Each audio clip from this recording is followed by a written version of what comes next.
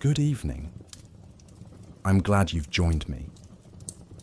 Tonight, we're going to take our time and wander through the old stories of Aphrodite, the goddess of love, of beauty, of desire. So, settle in, get comfortable, let the day fall away, and together, let's begin with Aphrodite, her beginnings, and the mystery of where she truly came from. At the beginning, or at least one of them, because with Aphrodite, the poets never fully agreed. Some said she was born in the foam of the sea. Others said she was the daughter of Zeus himself. And in the old Greek world, both versions lived side by side. The older story comes from Hesiod, the poet of the Theogony. In that tale, long before the time of the Olympians, there was Uranus, the sky, and Gaia, the earth. Uranus was cruel to his children, and one day, Kronos, the youngest of the Titans, rose against him. With a sickle of sharp stone, Kronos struck down his father, and when Uranus fell, parts of him fell into the sea, and from the foam that gathered there, something began to take shape. The waves shimmered, the foam rolled and gathered, and out of it stepped a goddess, Aphrodite, fully grown, radiant, beautiful beyond compare. The west wind, Zephyrus, carried her gently across the waters. She drifted to the island of Cythera, and then to Cyprus. Wherever she stepped, flowers bloomed. Wherever she looked, the world seemed to glow.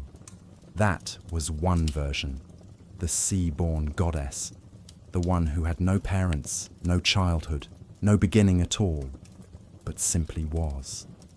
Now Homer, the great poet of the Iliad, told a different story. In his version, Aphrodite was the daughter of Zeus and Dione. This made her part of the Olympian family tree, a princess of heaven, if you like. In this telling, she wasn't born of foam and violence, but from a divine union. Which one is true? The Greeks themselves didn't seem to mind. Some preferred the older, stranger story, the image of a goddess rising from the sea. Others kept to Homer's version, and in time, both versions simply coexisted. What mattered more than the details of her birth was the power she carried. For Aphrodite was not just beauty, she was the force of desire itself, the gentle warmth of attraction, the chaos of passion, the power that draws people together and sometimes tears them apart. When she first came among the gods, it's said the whole of Olympus marveled at her. Even the deathless gods felt the pull of her presence. And perhaps that's why her stories are never simple, because wherever she appears, hearts are stirred and trouble usually follows. But we'll come to that in time. For now, imagine her arrival, a goddess born of the sea, or of Zeus, depending on the poet. Either way, her story begins at the very roots of creation, a force too ancient, too essential, to ever be left out. Now that Aphrodite had arrived, the question was, where would she belong? Olympus was already crowded. There was Zeus, ruling over all, Hera, proud and watchful, Athena, wise and stern, and Apollo, Artemis, Ares, so many others. But Aphrodite was different. She didn't need thunderbolts, or spears, or a chariot pulled by lions. Her power was quieter, but more dangerous. The poets say that when she entered the halls of Olympus, the gods could not look away. She carried with her a beauty so radiant, so compelling, that even the immortals, who had seen every wonder of creation, were undone by her presence. Now Zeus, as king, had to decide what to do with her. And as often happened, he was worried. He knew that if Aphrodite were free to love as she pleased, the gods might fall to fighting among themselves. And so, he made a choice. He married her to Hephaestus, the smith of the gods, the craftsman, the one who worked the fire and forged the armor of Olympus. He was clever, yes, but he was also lame, with a crooked leg. And unlike the other gods, he was not handsome. It seems the marriage was not born of love, but of Zeus's calculation. Perhaps he thought Hephaestus would not inspire jealousy among the gods. Perhaps he thought it would keep her power contained. But of course, Aphrodite was not so easily bound. In time, she took other lovers, most famously, Ares, the god of war. He was bold, strong, impulsive, in many ways the opposite of Hephaestus. Where the smith was patient and steady, Ares was reckless, and Aphrodite was drawn to him. Their union was passionate and secret, but secrets among the gods rarely last. Hephaestus discovered the affair, and with his craft, he forged a trap, a net so fine it could not be seen, but so strong it could not be broken. One night, when Aphrodite and Ares lay together, the net fell upon them. And Hephaestus called all the gods to see what he had caught. The Olympians gathered, and they laughed. The sight of love and war, tangled together, helpless under the smith's clever chains, was too much to resist. The poets tell us that even in their laughter, the gods could not deny Aphrodite's power. For though she was shamed, her beauty still held them all. And when at last the net was lifted, Aphrodite slipped away, back to Cyprus, to the sea, to the places where she was most adored, unashamed, unbroken, and still desired by all. This story is often told as a comedy, but if you look closer, it tells us something about her. Aphrodite was never truly under Zeus's control, nor Hephaestus's, nor anyone's. Her power did not come from marriage, or position, or politics. It came from love itself, that mysterious force that even the gods could not resist. And so, though she lived on Olympus, Aphrodite always seemed to stand a little apart. Not like Athena, who guarded cities. Not like Artemis, who ruled the hunt. Aphrodite belonged everywhere and nowhere. Wherever there was desire, wherever there was longing, she was already present. And that made her, perhaps, the most unpredictable of all the Olympians. Now, Aphrodite is never told of without mention of love. She is not just beauty to be admired. She is attraction, passion, the spark between hearts. And the old poets gave her many stories of lovers, both mortal and divine. We already spoke of Ares, her fiercest companion. From their union came children who carried the marks of both parents. There was Eros, whom the Romans would later call Cupid, the god of desire itself, a winged youth with bow and arrows that could pierce any heart. There was Harmonia, who brought concord and peace, a balance to her father's strife. And there were Phobos and Deimos, fear and terror, who marched beside Ares into battle. So even in her children, we see both sides of Aphrodite, love that soothes and love that destroys. But Ares was not her only story. One of the most famous was Adonis, a mortal youth, so beautiful that even the goddess of beauty herself fell in love with him. Adonis spent his days hunting, roaming the woods with his spear and his dogs. Aphrodite warned him, begged him to be careful. She knew how fragile mortal life could be. But Adonis, proud and young, did not listen. One day he went to hunt a great boar. The beast turned on him and struck him down. The goddess ran to him, but it was too late. Adonis bled out in her arms. From his blood, roses are said to have sprung. From her tears, the anemone flower, and in grief, she pleaded with the gods to restore him. Zeus, or in some tellings Persephone, agreed to a compromise. Adonis would spend part of the year with the living and part of the year among the dead. And so, his story became a symbol of the seasons, of life, death, and return. But for Aphrodite, it was always sorrow, for even a goddess could not keep her beloved safe from fate. Another tale tells of Anchises. He was a Trojan prince, handsome, strong, and unaware of the destiny that awaited him. Aphrodite disguised herself, appearing before him as a mortal woman. He welcomed her, and they lay together. Only afterward did she reveal the truth, that he had shared the bed of a goddess. Anchises was struck with fear.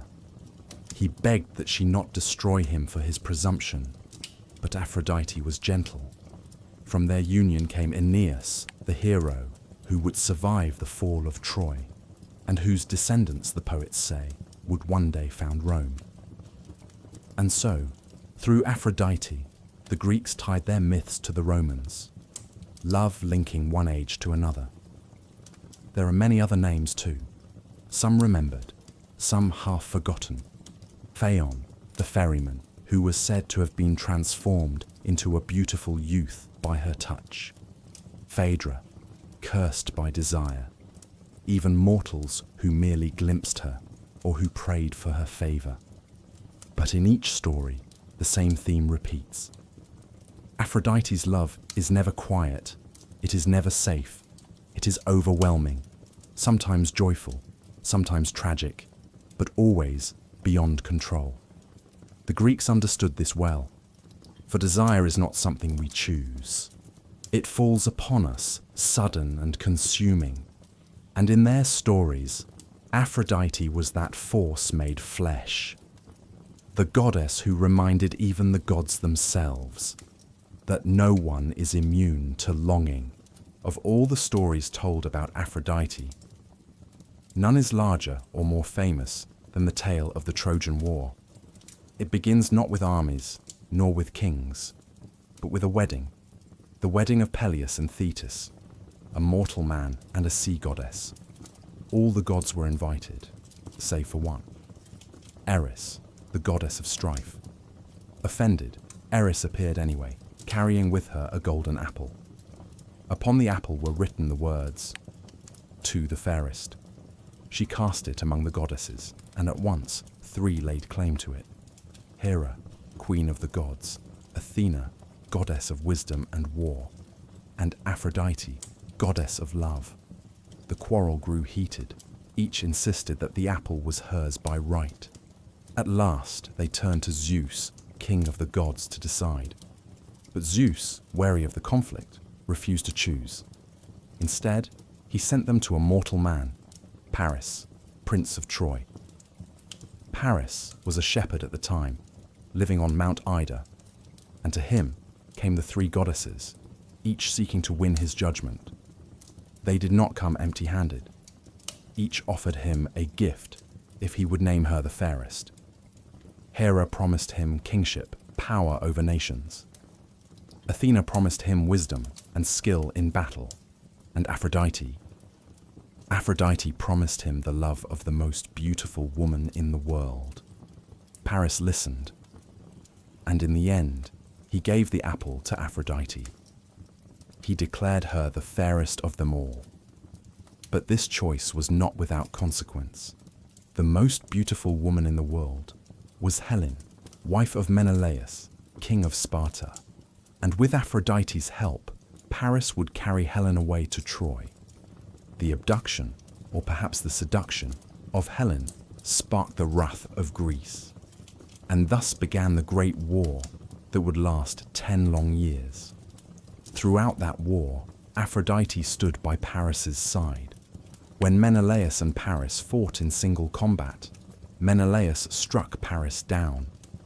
But before the Spartan king could finish him, Aphrodite swept her favorite away in a mist, carrying him back to the safety of Troy. In Homer's Iliad, there is a scene where even Helen rebukes her, Aphrodite comes to her, urging her to return to Paris's bed.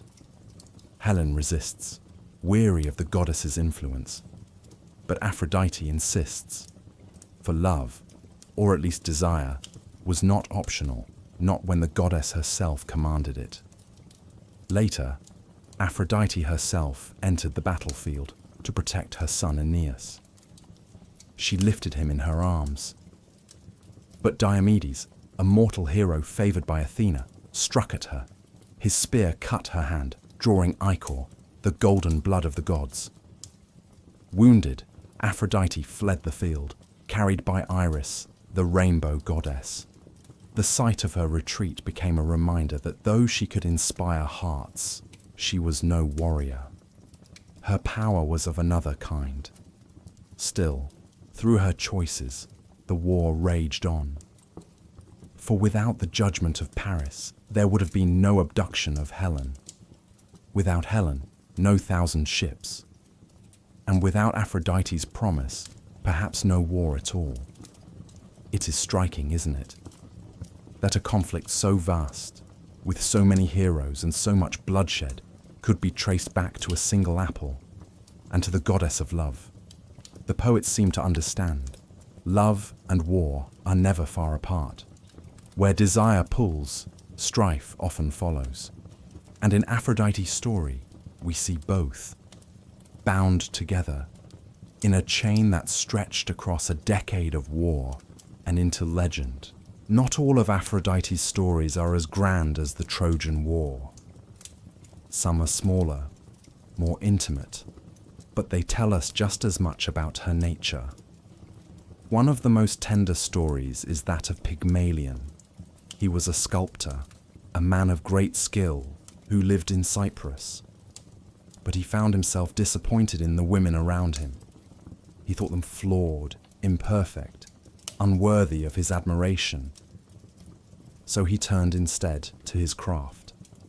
With patient hands, he carved a statue of a woman. He gave her every feature he admired, every curve, every line. The more he worked, the more she seemed alive.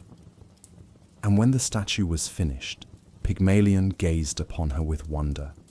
He called her Galatea, and in time, he fell in love with her. He dressed her in fine clothes. He laid jewels upon her neck. He kissed her lips, though they were cold as ivory. And he prayed, oh, how he prayed, that she might come to life. Aphrodite heard his prayer, and, perhaps touched by his devotion, she granted it. One day, when Pygmalion pressed his lips to the statue's mouth, he felt warmth. The ivory softened, the eyes opened.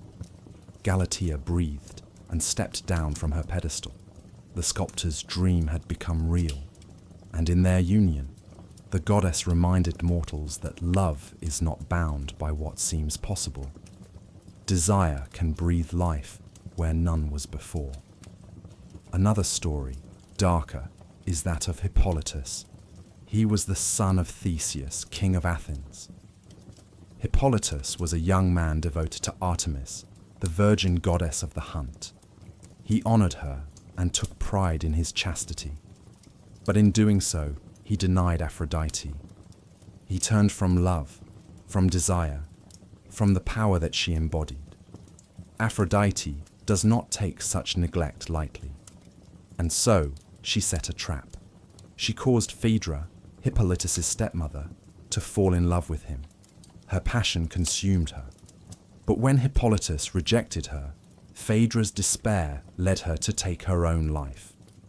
Before she died, she left a note accusing Hippolytus of assault. Theseus believed the charge.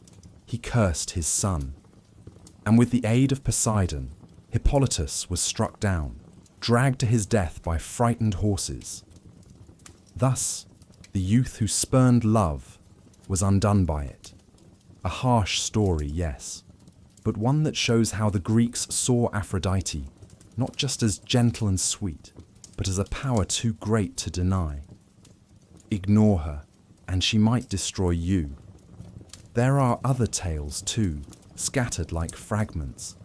of how she aided sailors when they prayed for a fair wind, of how she quarreled with Persephone over the beautiful Adonis, of how she bestowed favor on those who honored her with flowers, music, and incense. Each little story adds another thread to the tapestry. Aphrodite is tender, and she is merciless. She gives joy, and she brings ruin. But above all, she cannot be escaped. For love in all its forms is always with us. In the old world, Aphrodite was not only a figure of story, but a goddess who was worshipped. Her temples stood in many places, but perhaps most famously in Cyprus, where her birth from the sea was remembered. There, pilgrims brought offerings of flowers, doves, and incense. The island was said to be her home, her sacred ground. In Corinth, her worship took on another form. There, she was honored as a goddess of love in both body and spirit. Some temples were said to house her priestesses, who served in ways that blurred the line between devotion and desire. The Greeks, and later the Romans, saw no shame in this, for love itself was holy, and Aphrodite's power was to be celebrated. Her symbols were many. The dove, gentle and soft, the rose, blooming and fragrant, the myrtle, evergreen and enduring, the seashell, recalling her birth from the foam, even the swan, graceful upon the water. To see these was to be reminded of her presence, subtle but ever near. As time passed, her name changed. The Romans called her Venus, and in that form, she became one of the most famous of all gods. Poets sang of her beauty. Artists carved her in marble, painted her on canvas. The Venus de Milo, standing in the Louvre today, is perhaps the most famous statue in the world, and it is her image, serene and timeless. Through Venus, her myths spread into new lands. She was tied to Mars, the Roman god of war, just as she had been to Ares. She was linked to the founding of Rome itself, through her son Aeneas. And for centuries, her name was spoken as both prayer and poetry. Even when the old gods faded, her shadow remained. In the Middle Ages, in the Renaissance, in the art of Michelangelo and Botticelli, Aphrodite, or Venus, still appeared. Think of Botticelli's Birth of Venus, the goddess standing upon a shell, waves at her feet, the winds carrying her to shore. It is not just a painting, it is a memory of the oldest story, retold in color and light. And perhaps that is her truest legacy, that even when belief passed away, the idea of Aphrodite endured. For as long as humans feel desire, as long as beauty stirs the heart, there will always be an Aphrodite among us. And so, we come to the end of our long story.